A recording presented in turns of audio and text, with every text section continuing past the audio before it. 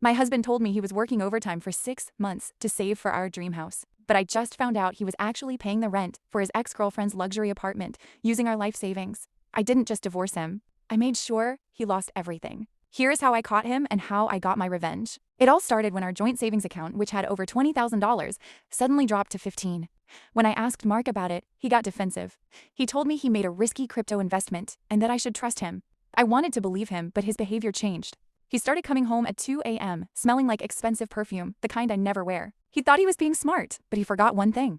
I'm the one who handles the phone bills. Last week, I saw a recurring charge for a utilities company in a part of town we never visit. My heart sank, but I needed proof. I followed his GPS location on Friday night. It led me to a high-end apartment complex downtown. I waited in the parking lot for an hour until I saw his car pull in.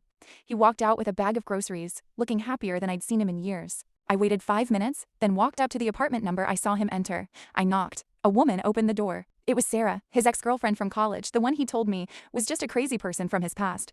She was standing there in my favorite silk bathrobe that had gone missing a month ago. She looked at me and said, "Can I help you?" Mark walked into the hallway, froze, and dropped the glass of wine he was holding. He tried to explain. He said Sarah had fallen on hard times and he was just helping a friend.